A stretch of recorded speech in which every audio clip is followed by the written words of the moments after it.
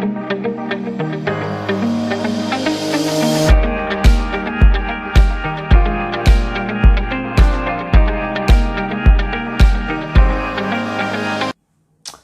Friends, welcome to मंजिल। आज की इस वीडियो में मैं आपको जर्मनी स्टूडेंट वीज़ा के बारे में कुछ बातें बताना चाह रही हूँ। और ये बहुत स्टूडेंट्स को मालूम भी है, बट फिर भी लोग प्रेफर करते हैं कनाडा और ऑस्ट्रेलिया के बारे में, और जो जर्मनी है कहीं कॉर्नर में हाइड हो जाता है क्योंकि इसके बेनिफिट्स शायद सबको नहीं मालूम। सो इस वीडियो में मैं आपको वही क्लियर करने वाली हूँ। सो पीछे से क्या हुआ था, एक ट्रेंड चला था जो अभी भी कंटिन्यू है थ्रू आउट द लॉकडाउन भी, कि जो जर्मनी है वो फ्री एजुकेशन कर रहा है फॉर इंटरनेशनल स्टूडेंट्स। अब हम बात करें कि जर्मनी फ्री एजुकेशन क्यों दे रहा है, क्या ऐसा हो गया, जबकि वो थर्ड रैंक पे है। अगर उनकी हम इकोनॉमी की बात करें तो थर्ड रैंक पे होने के बाद भी वो स्टूडेंट को फ्री वीज़ा क्यों दे रहा है। तो उसमें पहले मैं दो कैटेगरी में बात करूंगी कि आप जर्मनी में जाकर दो लैंग्वेज में स्टडी कर सकते हैं। एक तो है इंग्लिश, जो कि हम कनाडा, ऑस्ट्रेलिया, न्यूजीलैंड के लिए स्पेसिफाई करते हैं, जिसे हम आइल्स कहते हैं। और विद रिस्पेक्ट टू दूसरा है हमारे पास जर्मनी और डच। सो यही रीज़न है, जैसे कि क्यूबिक में होता है कि अगर आप वहाँ पे फ्रेंच सीखते हो तो गवर्नमेंट आपको पैसे देती है, वैसे ही जर्मनी में अगर आप वहाँ पे जर्मनी और डच सीखते हो तो गवर्नमेंट आपको पैसे नहीं, आपकी एजुकेशन ही फ्री कर देती है। सो ये बड़ा ब्लास्ट है एजुकेशन का, और वो ऐसा क्यों करती है। सो बेसिकली ये बात है कि जर्मनी अपनी हिस्टोरिकली जो उनकी लैंग्वेज है वो उनको मेंटेन करना चाहती है, तो इसलिए जो भी इंटरनेशनल स्टूडेंट आते हैं अगर वो उनकी लैंग्वेज सीखते हैं तो उनको वो फ्री में एजुकेशन देती है। अब इसमें फ़ायदा क्या है, अगर आप विद रिस्पेक्ट टू आइल्स कर रहे हो, इंग्लिश लैंग्वेज में कर रहे हो, तो उसमें आपको बड़े लिमिटेड ऑप्शंस मिलते हैं। मतलब कि जर्मनी में आपको 10 से 15% ही कॉलेज या यूनिवर्सिटीज़ मिलेंगी जो आपको इंग्लिश लैंग्वेज में कोर्सेज सर्व करेंगी, बट जो रेस्ट ऑफ की कोर्सेज हैं या रेस्ट ऑफ स्टूडेंट्स जो पढ़ाई करते हैं वहाँ पे कॉलेज और यूनिवर्सिटी में, वो जर्मनी और डच में ही करते हैं। अब जब आप वहाँ पे कोर्सेज जर्मनी और डच के विद रिस्पेक्ट टू करते हो तो उसकी सबसे पहली बात है कोई ट्यूशन फीस नहीं होती, और जो एडमिनिस्ट्रेशन फीस होती है वो हद से हद 100, 150 या 200 यूरो होती है, उससे ज़्यादा नहीं होती। और इसलिए बच्चे जो हैं प्रेफर करते हैं, क्योंकि एक ये भी बात है ना कि जो क्यूबिक में जाकर फ्रेंच सीख सकते हैं वो जर्मनी में जाके जर्मन या डच क्यों नहीं सीख सकते। बट वहाँ पे क्यों जाते हैं, क्योंकि कनाडा में स्कोप बहुत अच्छा है पीआर का, ये लोगों को लगता है। बट जर्मनी में भी बहुत ज़्यादा स्कोप है और वहाँ पे भी पीआर लेनी उतनी ही ईजी है जितनी क्यूबिक में जाकर लेनी है। बस उनकी लैंग्वेज एक बैरियर है, वो वहाँ पे भी है, वो यहाँ पे भी है। उसकी अगर मैं बेनिफिट्स की बात करूँ तो जो एडमिनिस्ट्रेशन फ़ीस है वो बिल्कुल नेग्लिजिबल है, और जो ट्यूशन फ़ीस है वो है ही नहीं। और उसके अलावा आप जो वहाँ पे कोर्सेज है, मास्टर्स भी कर सकते हो, वहाँ पे पीएचडी कर सकते हो, बैचलर्स, मतलब कोई बैरियर नहीं है, आप कौन सा भी कोर्स कर सकते हो, कोई सा भी डिप्लोमा कर सकते हो। बट उनकी कंडीशंस जो है वो आपको माननी पड़ती है। तो वो स्टूडेंट्स जिनको फाइनेंशियली क्राइसिस होते हैं या बाहर जाना चाहते हैं बट फाइनेंस इतना स्ट्रॉन्ग नहीं होता है, और उनका न्यूजीलैंड, कनाडा या ऑस्ट्रेलिया जाना नहीं बन पाता है, क्योंकि हमें भी मालूम है उस वीज़ा में कितने एक्सपेंडिचर्स होते हैं, तो वो मैं उनको सजेस्ट करूँगी तो वो लोग जर्मनी वीज़ा को ट्राई कर सकते हैं। ये बहुत अच्छा वीज़ा है। इसके अलावा अगर मैं बात करूं कि जहाँ पे हम कनाडा की भी बात करें तो हमें 3 साल देने पड़ते हैं तो जाके हमें, या मिनिमम 2 साल देने पड़ते हैं तो जाके हमें पीएसडब्ल्यू मिलता है। वैसे ही न्यूजीलैंड में हमें 2 साल देने पड़ते हैं, और ऑस्ट्रेलिया में भी यही सीन है, और यहाँ पे भी यही सीन है, आपको 2 साल देने पड़ेंगे। उसके बाद आपको 1.5 साल का वर्क परमिट मिलता है, और उस वर्क परमिट में आपको जॉब ढूंढनी पड़ती है, और वो बहुत अच्छी होगी अगर वो आपकी जॉब जो है आपकी स्टडीज़ की रेलिवेंट हो। और अगर आप जॉब रेलिवेंसी करते हो तो आपको पीआर बहुत इजीली मिलती है। इन फ्लिप केस अगर मैं बात करूं जिसको जॉब नहीं मिलती है, तो बाकी कंट्रीज़ में क्या होता है कि अगर आपको जॉब नहीं मिली है तो या तो आपका वर्क परमिट ख़त्म हो जाता है या आपको निचले लेवल की कोई भी जॉब करनी पड़ती है।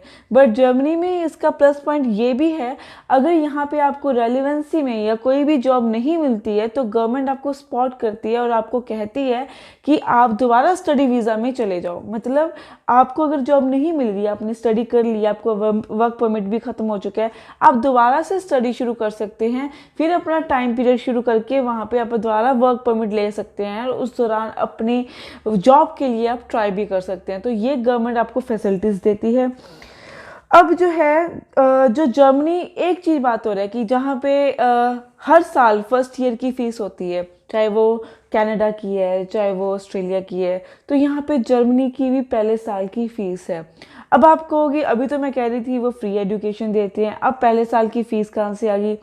तो उनका बेसिक पॉइंट ये है कि आपको जर्मनी या डच सीखनी है इसलिए आपको फ्री एजुकेशन देंगे, पर अगर आप यहाँ से वहाँ जाओगे तो यहाँ से आपको जर्मनी या डच नहीं आएगी, तो आपको 1 साल का आपको वहाँ पे एडिशनल कोर्स करना पड़ेगा। उनकी लैंग्वेज कोर्स होते हैं, जहाँ यहाँ हमारा आइल्स होता है जो बैरियर होता है, वहाँ पर आपको एक पूरा साल इसको लैंग्वेज को देना पड़ता है। बस वो 1 साल आपको फीस पे करनी पड़ती है, उसके बाद आपकी चाहे जितनी ड्यूरेशन की फ़ीस है कोर्स लिमिटेड है वो आपका फ्री हो जाता है। फिर इसके ऑपोजिट कुछ स्टूडेंट्स ये भी क्वेश्चन करते हैं अगर हम यहाँ से सीख कर जाएं तो आप यहाँ से सीख सकते हो, आप C1 सर्टिफिकेट ले सकते हो। जैसे हमारे पास फ्रेंच का B1 होता है, यहाँ पे C1 होता है, तो सर्टिफिकेट ले सकते हो। बट प्रॉब्लम क्या आती है, उनकी एम्बेसी कहती है कि जो यहाँ से आपको सीख के जाते हो, पहली बात तो आप उस लेवल का सीख ही नहीं पाते हो जहाँ पे आप 1 साल वहाँ सीखोगे। दूसरा, जो यहाँ की स्टाफ है, यहाँ का स्टाफ है, आपको इतना फ्लुएंट जर्मनी सिखा ही नहीं सकता जितना वहाँ सिखा सकता है। बट फिर भी जो बच्चे यहाँ से C1 सर्टिफिकेट लेकर वहाँ जाते हैं उनकी फर्स्ट ईयर की कोई फीस नहीं है, अगर वो अपने इंटरव्यू में क्लियर कर जाते हैं। और बहुत छोटा सा इंटरव्यू होता है इसमें, उसमें आपके क्वेश्चन पूछे जाते हैं, आपके बारे में आपका पर्पस पूछा जाता है कि आप क्यों जा रहे हो, आपके कोर्सेज के बारे में पूछा जाता है। जैसे कि यूके इंटरव्यू में पूछा जाता है उसी तरह इसी में पूछा जाता है, पर यूके की तरह जो इसका इंटरव्यू है बहुत ही ज़्यादा माइल्ड है, या मैं कहूँ कि बहुत इजी है। जस्ट आपके पर्पस पूछा जाता है और वो आपको वीज़ा दे देती हैं इजीली। और जो यहाँ से जर्मनी सीख के जाते हैं, मतलब C1 सर्टिफिकेट लेके जाते हैं, उनका तो सारी एजुकेशन फ्री है, पर जो नहीं जाते हैं तो वहाँ पे उनको 1 साल एडिशनल लगाना पड़ता है। और एक बात और, जो आप इंटरव्यू देते हो वो जो स्टाफ मेंबर होता है वो इंग्लिश में इंटरव्यू होती है और उसमें आपकी इंग्लिश फ्लुएंसी चेक होती है। तो उसमें आपको जर्मनी, जो यहाँ पे C1 सर्टिफिकेट लेकर बैठे हैं, वहाँ पे जर्मनी बोलने की ज़रूरत नहीं है, आपको इंग्लिश फ्लुएंट होगी तो ही आपको वीज़ा मिलेगा। फिर क्वेश्चन ये आता है कि अगर वहाँ जाते हैं तो 1 साल की फ़ीस पे करनी पड़ती है, तो कितनी फ़ीस होगी? तो उनकी जो फ़ीस है 1 साल की मिनिमम 6,000 से 7,000 यूरो है, जो कि मुझे लगता है बहुत अच्छा अमाउंट है, कोई महंगा नहीं है, बड़ी नॉर्मल सी अमाउंट है।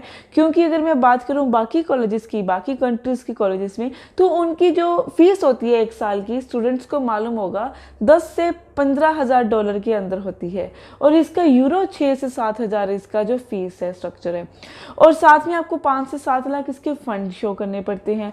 और अब प्रॉब्लम आती है कि जो फंड्स हैं, जैसे यूके की तरह फंड्स होते हैं, तो वो कैसे शो करें? तो इसमें फंड्स आपको पुराने दिखाने की कोई ज़रूरत नहीं है, कोई हिस्ट्री की कोई ज़रूरत नहीं है। आप इसमें आप फ्रेश फंड्स भी दिखा सकते हो, फ्रेश करंट अकाउंट भी बना सकते हो, जिसे हम ब्लॉक्ड अकाउंट भी कहते हैं। और यहाँ पे कोटक जो हमारा बैंक है वो आपको फ्रेश फंड्स के साथ ब्लॉक्ड अकाउंट खोल के दे देते हैं। ये बिल्कुल GIC तरह है, जैसे कनाडा की GSC होती है वैसे ही तरह है। पर इसमें मेन डिफरेंस ये है कि जो GIC है वो जब आप सबमिट कराते हो बैंक में वो ट्रांसफ़र हो जाती है, और अगर इन एनी केस आपका रिफ्यूज़ल आ जाता है तो आपका लॉस ऐसे होता है कि जब आपको रिटर्न होकर आती है तो उनकी जो करेंसी डिफरेंस के कारण जितना वो डिफरेंस क्रिएट होता है वो आपका लॉस होता है। पर इसमें जब आप फंड्स जमा कराते हो तो आपके यहीं पे रहते हैं फंड्स, जब तक आपका वीज़ा नहीं लग जाता तब तक आपको ट्रांसफ़र नहीं होते, और जब आप वीज़ा लगा लेते हो उसके बाद आपका ट्रांसफ़र होते हैं, और वो आप ही के अकाउंट में होते हैं, वो आप ही यूज़ कर सकते हो। तो इसमें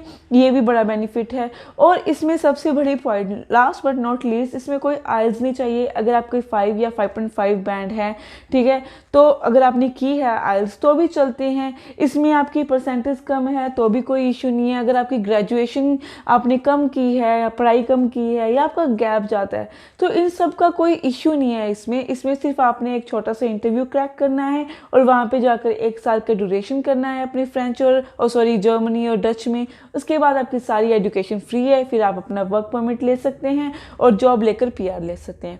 आई होप आपके लिए ये वीडियो बहुत इन्फॉर्मेटिव होगा। सो इसी तरह की वीडियोस के लिए आप इस चैनल को सब्सक्राइब करके रखें या हमें कॉन्टैक्ट भी कर सकते हैं। Thank you.